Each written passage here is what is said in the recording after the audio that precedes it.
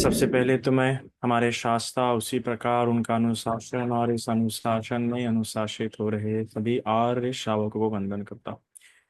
मेरे उपझा जिनके कारण से मैं इस बुद्ध शासन में उपसंपदा प्राप्त हुई उन्हें भी वंदन और मेरे सभी आचार्य और कल्याण मित्रों के प्रति मंगल कामना। आज हम सभी जानते हैं कि इस संसार में, चाहे वो संसार हो या निर्वाण हो, दोनों में त्याग करना होता है। और दोनों में बड़े त्याग होते हैं, अच्छे खासे त्याग हो जाते हैं। समय का त्याग होता है, तो कभी प्रेम का त्याग होता है, कभी वस्तु का भी त्याग होता है, धन का भी त्याग होता है, रिश्तों में भी और रिश्तों का भी त्याग होता है। संसार में भी होता है। संसार में मैं तो कहूंगा त्याग ज्यादा होता है, पर वो दान नहीं कहलाता। वो त्याग श्रेष्ठ नहीं कहलाता। वो त्याग महान नहीं कहलाता।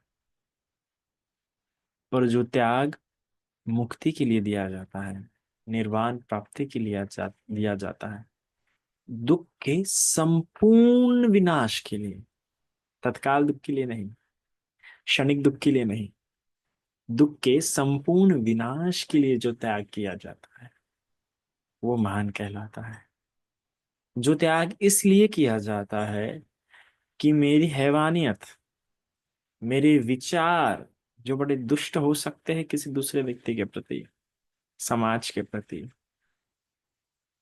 वो खुद पे हावी नहीं होने देता और कल्याण की चाह रखते हुए त्याग करता है, वो श्रेष्ठ कहलाता है, वो महान कहलाता है। इसलिए बोधिसत्वों का जो दान होता है वो पारमिता में गिना जाता है। इसलिए हर उस व्यक्ति का जो निर्वाण प्राप्त करना चाहता है, उसका जो पुण्य होता है वो पारमिता में गिना जाता है। संसार में चलने वाले व्यक्ति जो संसार की ओर देख रहा है और संसार में ही बढ़ता जा रहा है, वो व्यक्ति किसी भी प्रकार का दान क्यों ना करे, कितना बड़ा दान क्यों ना करे, पर वो दान पारमिता नहीं कहला सकती। वो त्याग पारमिता नहीं कहलाएंगे, है ना। जिस प्रकार से गंगा का पानी, जो पानी गंगा से होते हुए बहता है वो गंगा ही कहलाता है। जो पानी यमुना से होके बहलाता है वो पानी, वो जल यमुना का ही जल कहलाता है। उसी प्रकार से जो त्याग आपका, जो दान आपका आपको पार कराने के लिए सहायक होता है, वही तो पारमिता कहलाएगा ना। क्योंकि वो उस झरा से होके आता है, वो उस नदी से होके आता है। जिस प्रकार यमुना से होता हुआ पानी यमुना कहलाता है, गंगा से होते हुए जल गंगा कहलाता है, क्योंकि वो वहां से होता हुआ आ रहा है। उसी प्रकार जो त्याग निर्वाण के लिए किया जा रहा है, निर्वाण के लिए क्या, तो निर्वाण की सरल सी परिभाषा इस प्रकार से की जाती है कि जो सारे दुख चक्र से मुक्ति दिलाए, विशेषतः भव संसार से। पर उससे भी अनुत्तर परिभाषा उसकी यह है कि जब ये कहा जाता है कि ये सारे कलेशों से मुक्त है। कितने प्रकार के कलेश हम सभी जानते हैं। ये सारे भोगों से मुक्त है, ये परिशुद्ध परिपूर्ण अवस्था है मन की। तो निर्वाण और भी सुंदर हो जाता है, और भी अद्भुत हो जाता है। और उस अद्भुत निर्वाण को ध्यान में रखते हुए, वो आलंबन रखते हुए, जो व्यक्ति संसार में त्याग करता है, जानने की बात निर्वाण की ओर है, प्राप्त करने की बात निर्वाण की है, उसको आगे में देख रहा है। और उसको आगे में देखते हुए यही यही इसी इसी संसार में, इसी क्षण में वो त्याग कर रहा है, इसी क्षण वो प्रयास कर रहा है। देखो बड़े, कितनी अद्भुत बात है कि संसार में कितने ही लोग प्रयास कर रहे हैं, भिन्न भिन्न तरह के प्रयास कर रहे हैं। ऐसा नहीं कि वो मेहनत नहीं कर रहे, है ना। आपको लग रहा होगा कि हम ही मेहनत कर रहे हैं, ऐसा नहीं है। संसार में कितने तरह के लोग हैं जो कितने तरह तरीके से कितने चीजों के लिए प्रयास कर रहे हैं। आप देखो कितने तरह के लोग हैं, देख लो कितने तरह तरह के लोग हैं, है ना। कितने भिन्न भिन्न तरह के लोग हैं। उनकी जो चर्या है भिन्न भिन्न है। किसी की राग युक्त चर्या है, द्वेष युक्त चर्या है, कोई लोभ है, कोई बहुत कारुणिक है, कोई महादानी है, कोई बड़ा मैत्रीवान है ना। कोई बहुत दानी है तो बहुत दान करता है, फिलांथ्रोपिस्ट है। कोई बहुत करुणावान है तो बड़ा दुखों में लोगों की सहायता करता है। कोई द्वेष है तो बड़ा द्वेष मन में रखते हुए पालते हुए जीवन जी रहा है। और जैसा जैसा व्यक्ति है फिर वैसे अपने स्वभाव के हिसाब से प्रयास भी करता है वो। अब वो जैसा प्रयास करता है, जैसा उसे ठीक लगता है वो वैसा प्रयास करता है वह। कोई द्वेषी वह व्यक्ति होगा और उसको किसी व्यक्ति के प्रति द्वेष आ जाए तो वो क्या करने वाला है। वो जाके उससे प्रेम तो नहीं, अपना स्नेह तो नहीं दिखाने वाला है। वो मन ही मन कुटिलतापूर्ण विचार करता रहेगा, है ना। कुटिलतापूर्ण विचार करना मतलब ऐसी बात है कि अपने ही शरीर पे कांटे चुभोते रहना बार बार अपने हाथों से। इस प्रकार से कुटिलता विचारों का भाव होता है। जो विपश्यना करता है, जो साधना करता है, अपने शरीर को देखता है, मन को देखता है, वही बखूबी समझता है कुटिलता विचार उस व्यक्ति को स्वयं को कितना दुख देते हैं। तो वो जो द्वेष रखता होगा वो व्यक्ति क्या करता है, वो व्यक्ति इस प्रकार से मन में विचार करता है कि ऐसा किया ना, वैसा किया ना, और बस घात लगाए होता है कि कब कब मौका मिलेगा, कब कब मैं इसे दिखाऊंगा, बताऊंगा। और हमेशा नए नए चाले उस व्यक्ति के लिए सोच रहा है। तो कितना प्रयास कर रहा है, कितनी अपने ज्ञान का, बुद्धिमत्ता का इस्तेमाल कर रहा है वो व्यक्ति, कितना सोच रहा है ना। हालांकि ऐसा प्रयास निर्वाण के लिए भी किया जा सकता है अच्छी प्रकार से। इतना सोचा उधर भी जा सकता है। और कितनी एकाग्रता होती है उन विचारों में। द्वेष में भी कितनी एकाग्रता होती है ना, कि इतना, तभी तो सोच पा रहा है ना। सोचो कितनी एकाग्रता होंगी। और कुशल समाधि वाली नहीं है, कुशल चित्त की एकाग्रता नहीं है। और वही एकाग्रता अगर भावना में लगा दे और भावना में प्रज्ञा विकसित करे तो कितना कल्याण हो सकता है उसका। वो भावना उसको सभी दुखों को, सभी कलेशों को काटने में सहायक हो सकती है। और वो वैसा नहीं कर रहा है। वो एकाग्रता, वो मेहनत उधर लगा रहा है। अब इसमें भी कितने भिन्न तरह के जातीय समूह में बैठे हुए लोग हैं, धर्म में बैठे हुए लोग हैं, और उनके धर्म और जाति द्वारा उन्हें कई सारे जप तप सिखाए गए हैं।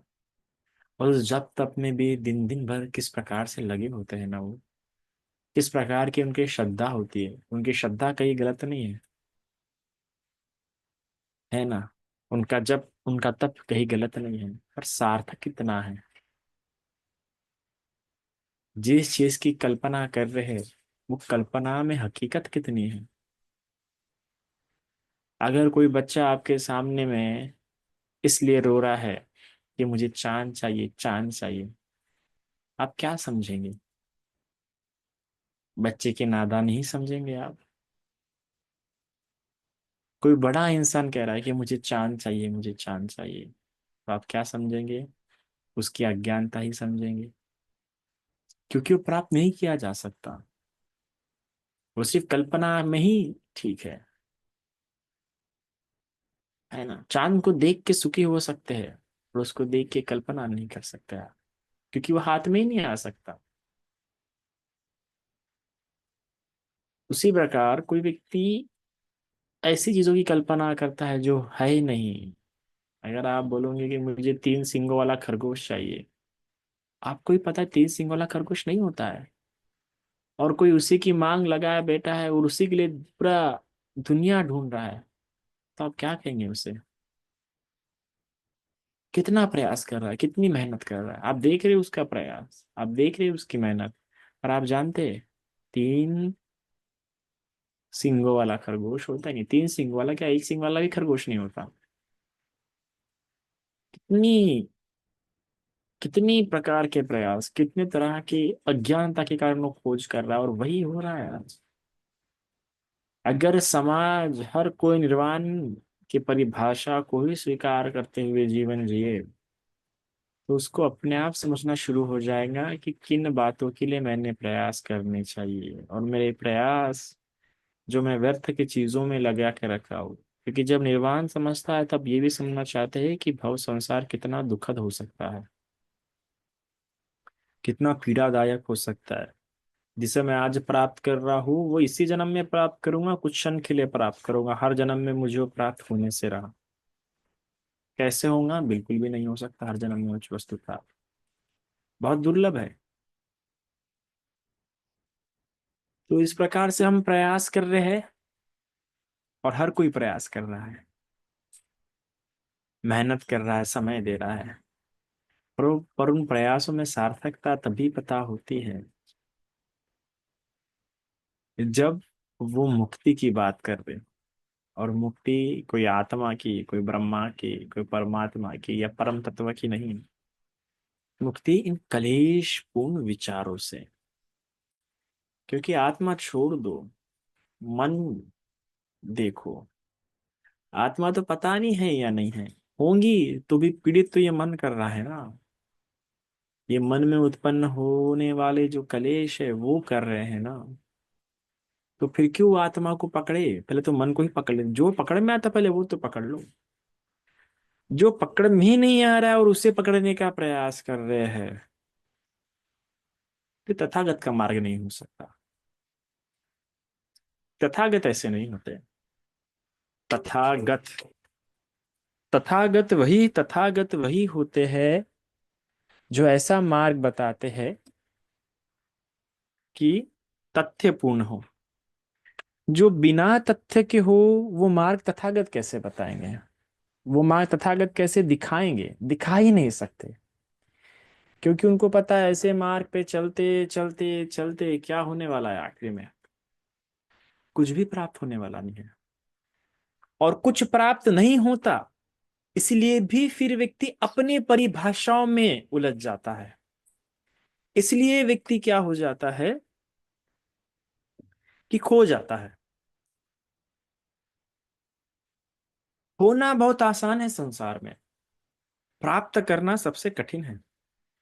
प्राप्त करना इसलिए कठिन है क्योंकि जिसको प्राप्त करना होता है सबसे पहले सोचना पड़ता है कि मुझे प्राप्त क्या करना है। फिर ये भी सोचना पड़ता है कि कैसे प्राप्त करना है। फिर वो भी बार बार देखना पड़ता है कि जो प्राप्त करना है उसे उसी तरीके से चल रहा हो कि नहीं चल रहा हो, कि भटक तो नहीं गया था। तो जब किसी उद्देश्य के पीछे चलना शुरू करता है तो उसे सुधार के लिए भी प्रयास करना होता है। उसे कई बातें छोड़ने के लिए भी प्रयास करना पड़ता है, और ये सारी बातें करने के लिए बड़ा सोचना पड़ता है। और हकीकत पर सोचना कठिन होता है, कल्पना पे सोचना बड़ा आसान होता है। किसी और की खामियों के बारे में सोचो तो बड़ा आसान लगता है, कोई कठिनाई नहीं होती है। किसी और की बुराई सुनने में भी बड़ी आसानी होती है। पर जब खुद की बुराइयों पे सोचना पड़ता है, खुद की खामियों पे सोचना पड़ता है, तो काम वहां कठिन हो जाता है। वो कोई सरल काम नहीं रहता। वो बड़ा बड़ा बड़ा पीड़ादायक काम रहता है। क्योंकि खुद ही को देखना पड़ रहा है ना।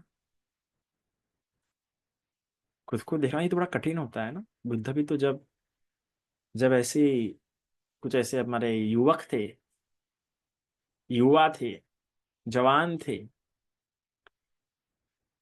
तो सभी की अपनी अपनी पत्नियां थी, नई नई शादी हुई थी।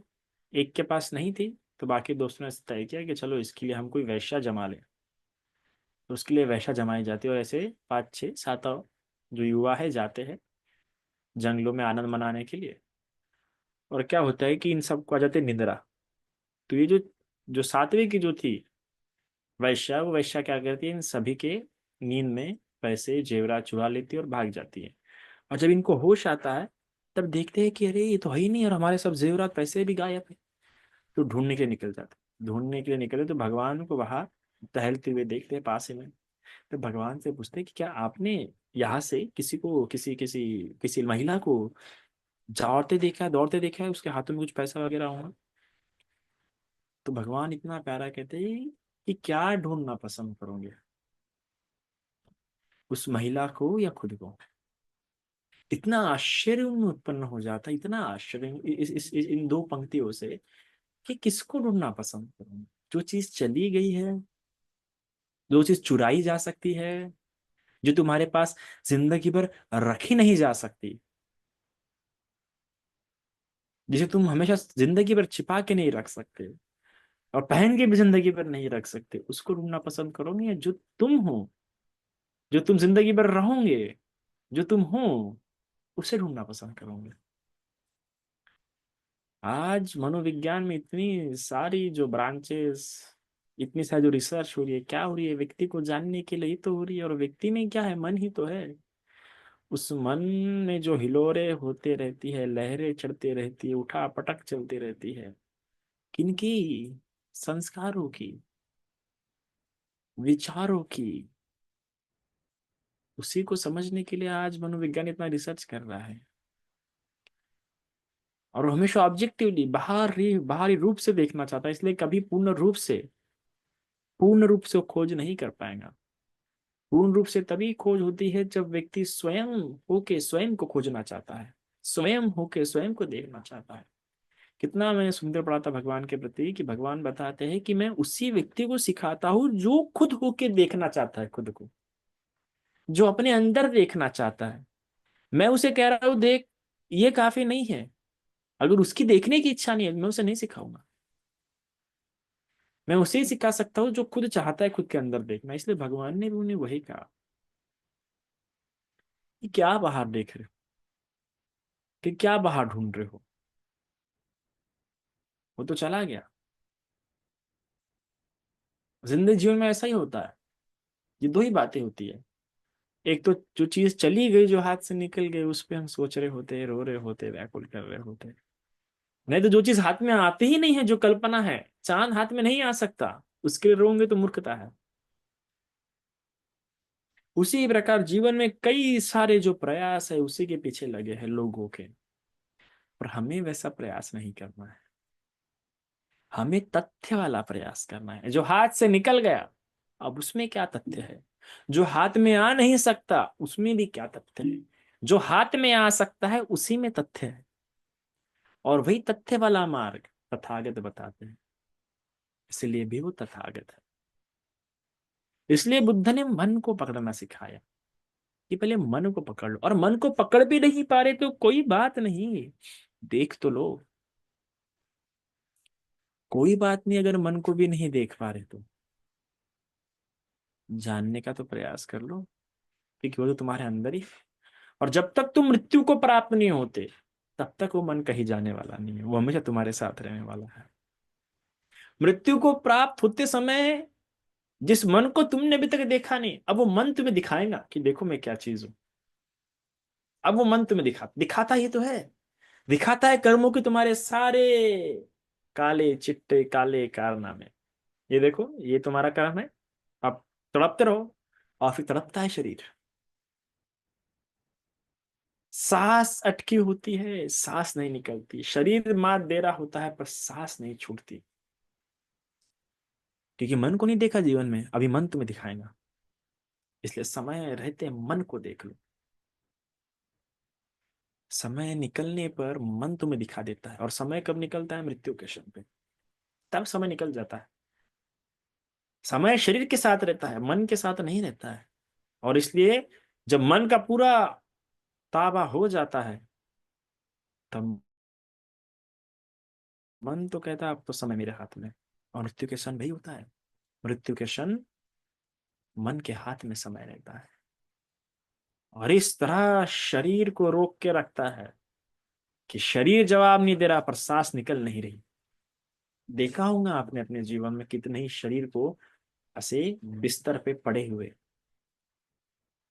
सांस नहीं निकल रही, इतनी धीमी हो चुकी, इतनी धीमी, पर फिर भी वो सांस नहीं निकल रही। क्यों नहीं निकल रही, क्योंकि जीवन भर मन को नहीं देखा, देखने का प्रयास नहीं किया, जानने का प्रयास नहीं किया। और बात ऐसी हो जाती है कि जो जानने के लिए मजबूर करता है, जो दिखाना सिखाता है तुमको मन, वही बड़ा भारी लगता है। तो वो भी इंसान छोड़ देता है। इसे तो कल्याण मित्र नहीं मिल पाता ना, या मिल के भी हम खो देते हैं कल्याण मित्र। कारण क्या, यही तो कारण है कि मन को देखना इतना आसान है। मन को देखना इतना आसान होता तो तथागत हर कोई बन जाता। इतने सारे ईश्वर के दर्शन पड़े हैं, इतने सारे आत्मा परमात्मा के दृष्टिया पड़े हैं, क्यों पड़े? क्योंकि मन को नहीं देख पाए। देख लिया तो ये मन को एक्सेप्ट नहीं करता, लगा इसके बाद भी कुछ है, इसके पहले भी कुछ है। मतलब ना इधर देखना हुआ ना उधर देखना हुआ, ना इधर पकड़ना हुआ ना उधर पकड़ना हुआ। कैसे? क्योंकि मन को नहीं देखा। जो मन को नहीं देखता वही कुछ और पकड़ लेता है। मन को देखने वाला तो सबसे पहले अपने मन को पकड़ेंगे, अरे मुझे खुद को ही संभालना होगा, खुद को, कोई और मुझे आके नहीं संभाल सकता, क्योंकि नहीं संभाला जा सकता। ये कोई हाथी नहीं है, घोड़ा नहीं, इसकी लगाम आप खींच सकते हैं। ये मन है। याद रखिएगा, हाथी पे भी अंकुश तभी लाया जाता है जब हाथी के सर के ऊपर बैठे होते हैं आप। घोड़े पे भी लगाम तब लाई जाती है अच्छे से जब घोड़े के पीठ पे बैठे होते हैं, है ना? या तो उसके तभी जब आप घोड़े के आगे खड़े होते हैं और उसकी लगाम आपके हाथों में होती है, या हाथी की सूंड आपके हाथों में होती है, तभी। ठीक प्रकार से पकड़ या ठीक प्रकार से बैठक, दोनों में से कुछ तो होना चाहिए। तो मन पे पकड़ अच्छी रखो या मन की बैठक अच्छी रखो। एक तो मन की बैठक बुद्ध शासन को बना लो, या बुद्ध की शिक्षा को लगाम बना लो, जिससे मन को ठीक प्रकार से पकड़ सको। यही है। वरना जपने के नाम तो बहुत है, उससे कुछ मन पकड़ में नहीं आने वाला है। याद रखिएगा, ये जो नाम जप जप के या जो भक्ति कर करके मन को लग रहा है कि उनका मन उनका नियंत्रण में आ रहा है, कोई मन नियंत्रण में नहीं आ रहा है ना? ये बिल्कुल कोई ठीक तरीका नहीं है, ये बस मन को भटकाना है, मन को जानना नहीं है। कोई नाम जप रहा है, कोई ये कर रहा है, कोई वो कर रहा है, वो कोई अपने मन को नहीं सुधार रहा, वो अपने मन को नहीं जान रहा, वो तो सिर्फ बचने का प्रयास कर रहा है। पर ये बचना कैसा है? ये बचना ऐसा है कि सामने से तीर उड़ता हुआ आ रहा है और आपने आंखें बंद कर ली, तो उस व्यक्ति को ये पता होना चाहिए कि तुम्हारे आंखें बंद करने से सामने से जो तीर आ रहा है वो आना बंद नहीं होगा, वो तीर को बीत के चला जाएगा। तो ये जो भी जपनाम वगैरह तुम कर रहे हो ना, ये बात सावधान रखो कि तुम सिर्फ सोच रहे हो कि मुसीबत नहीं, पर मुसीबत तो है, तीर आगे से होता हुआ आ रहा है। हर जगह पे आप ऐसा नहीं कर सकते, कुछ कुछ जगहों पे ठीक है ना? अंधेरा है, घना है, तो ठीक है, अपनी आंखें बंद कर सकते हो। पर अंधेरे में चलने के लिए आंखें बंद करके आप नहीं चल सकते। अंधेरे में चलने के लिए सहारे की आवश्यकता होती है, लकड़ी की आवश्यकता होती है। उसी प्रकार इस संसार में अपने मन से अगर आपको ये संसार जीना है तो पहले मन को ताबा करो, मन को पकड़ में लाओ, मन की लगाम हाथ में लो अपने। और मन की लगाम हाथ में लेने के लिए भगवान की से अच्छी शिक्षा किसी की नहीं हो सकती, क्योंकि भगवान की शिक्षा पारमिता सिखाती है, जो पार करना सिखाती है, उसके त्याग पारमिता को पूरे करने के लिए बताए जाते हैं, किसी और चीज के लिए नहीं। संसार में त्याग कोई प्रेम के लिए करता है, संसार में त्याग कोई बच्चों के लिए करता है, संसार में त्याग कोई घर बनाने के लिए करता है, पर निर्वाण के लिए त्याग संसार में रहते हुए पारमिता पूरे करने के लिए करता है। वो तो चाहता है कि उसके पारमिता के घड़े भरे, अकाउंट भरे ना भरे, क्योंकि ये अकाउंट जब तक जिंदा हो तभी तक रहेगा। पर पारमिताओं का जो अकाउंट है ना, वो जब तक निर्वाण नहीं मिला तब तक रहेगा। और वो अकाउंट तो भाई जन्म जन्म इस्तेमाल कर सकते हैं।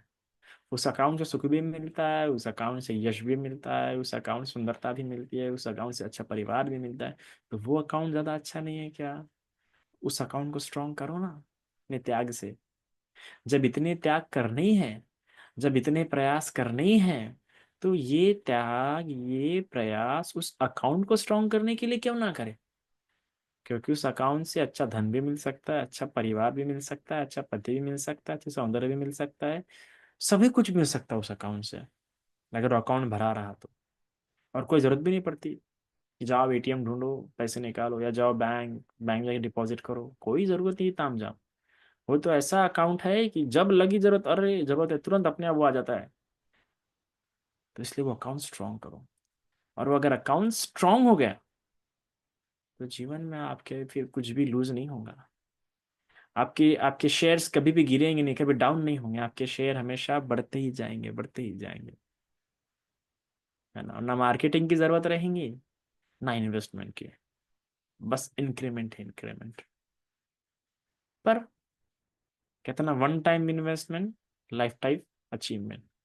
पर वन टाइम इन्वेस्टमेंट तो प्रॉपर कीजिए, सती के साथ, संप्रजन्य के साथ। बिना उसके नहीं हो सकता, वरना वो त्याग भी संसार का त्याग माना जाएगा, निर्वाण का नहीं।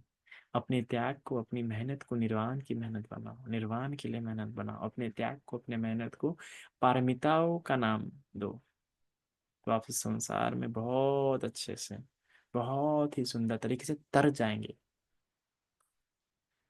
वरना ऐसे भी है